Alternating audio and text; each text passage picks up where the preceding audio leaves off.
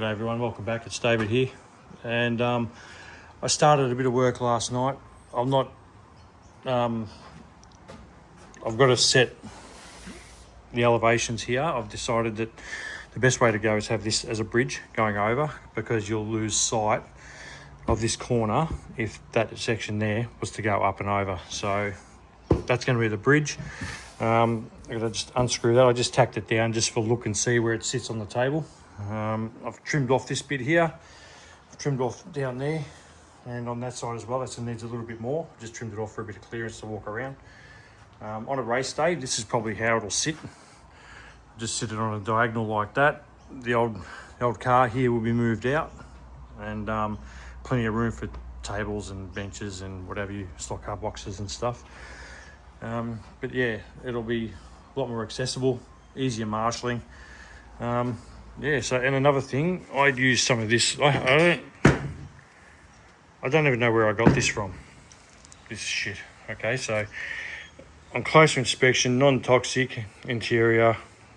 That's a giveaway that it's shit, because it's water wash up, water-based type crap. It hasn't been gluing. I've glued my side pieces. All that was meant to be glued in there. I unscrewed one the other day just to make an adjustment, and it just came apart. I was expecting to have to cut it. So I've gone and bought some aqua here. I don't know why it's even, that was all they had. They had heaps of it, but everything was aqua stuff. So quickset wood glue. This is the shit that sticks to you and doesn't come off. So that's what you want. I hate to say it, but water-based shit, don't buy it. It's garbage. All right, let's get going. Just a hot tip, when you're lining up the tracks to join together, like here, grab yourself some 3mm axles, or even 3mm drill bits, whichever, and it'll give you a perfect line. There's no movement there. When you've done, screw them all in. Just grab yourself some magnets out of the cars that you don't use anymore.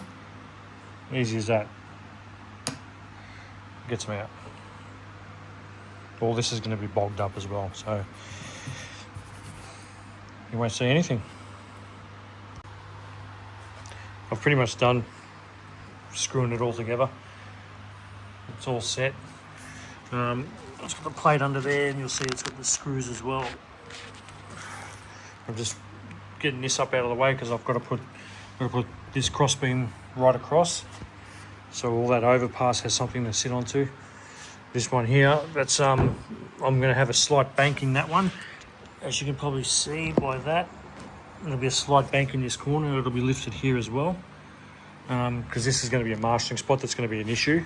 So either one of the drivers, which will be right here, will have to get it. So if I put a slight little bank on that, it'll be less chance of a crash.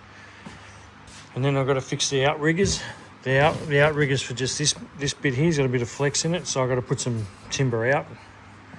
Then I've got to trim off all the edges, trim off the edges over there. This edge as well. That edge has got to come off. This has got a slight bank on it as well. And this one dips down here. So you can see the track's not exactly even there, so I've got to put another screw in that. This one is going to come up a bit, up, then dip down here and start climbing up and go around. All this is going to be pretty flat right through there. Glued, screwed, all the elevations are set.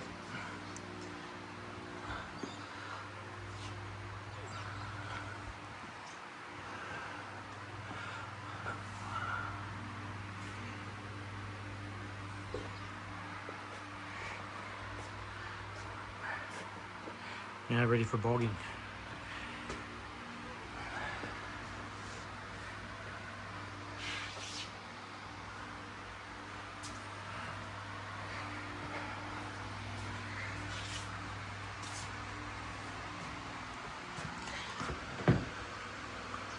There's a bit of a camber.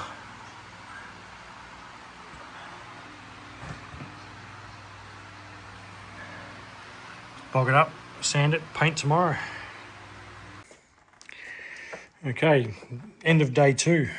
All ready for sanding. I was hoping to sand it today with the bog here, but it's still not 100% dry. So funny stuff, this turbo bog. It's as you're using it, it dries pretty much on your piece of board or whatever you're using to mix it.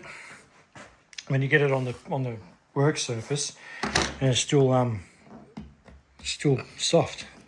So bloody annoying. I was hoping to have this sanded tonight and undercoated, but not going to happen. It is now 5:45, and I bogged this up about 2 hours ago. Still not dry. So yep, had all the hardener in it. As you can see, it's a pinky colour, and still not dry. As you can see, everything's in position. All the cambers are done. You're not going to see, the video doesn't do it justice. So it comes up and then drops down into this corner. Everything's got a camber on it, just a slight camber. This is how I joined everything, all the pieces. As you can see under there, just a plate, another 12mm plate, screws, glue. Yeah, I've added an extra support for that leg because I wasn't happy with it. Once I got a bit of weight on it, it had just a bit of movement, so I've added another leg on there. All the joins are nice. Had to sand this one up a bit. Got to give that a little bit more. Not happy with that. I think there's a bit of dry glue under there somewhere. It's not letting it sit flat, so just needs a little bit of a sand. But this is it. This is how it's going to be. This is how it'll run. Absolutely love it. So cool. Everything's cut beautiful. I've had to play around with the inlay, the lane colour inlay. The trick to that is, like, I was a bit worried about it because I was pushing it in, and to get the first bit in was a bit tight. So I found that if you get the first bit in and just stretch it out a bit and just drop it just drops straight in. So undercoat, top coat, inlays, and then I'll clear coat over the top of all of that. There's some 124 cars in position. Plenty of room, 100mm lane spacing. There's some big cars, so awesome. So happy about it. Absolutely come up a treat. It's going to be a nice fast track. Dave Churches just came past an hour or so ago, had a look at it, and he loves it. He reckons it's cool. It's going to be fast. Lots of fun. All right, so it's late start today. We started at about 11 o'clock by the time I went out. I went back out, did some more wood shopping. I've got all the 3mm for some of the borders along the outers and that, and the 6mm, which will be cut up for the sides to go right round. I'm doing something a bit different this time. I've got last time I put it all together and painted it, and I found that a bit hard to fix all the white where I got a bit of overrun from the actual track colour. So as much as it is a stuff around and double handling, I'm going to paint the track finished, and then I'm going to screw on all the outer boards, cut them to size, and take them off, then paint them separately, and then screw them on. So a bit of double handling, but it is what it is. All right, so that's the end of day 2. It's been a good 6 hours work on it, so pretty happy. All ready for sanding and paint. Thanks for watching. Also, while we're at it, just to close off, I've got some stickers in the last few days. One from Vince. Vince has sent me a few stickers here. There's this one, B&J Speedway. Jump on and check his channel out. Thanks, Vince. And there's a bigger one here too. There we go. I'll put them up. And from Bobby, West Coast Slot Cars.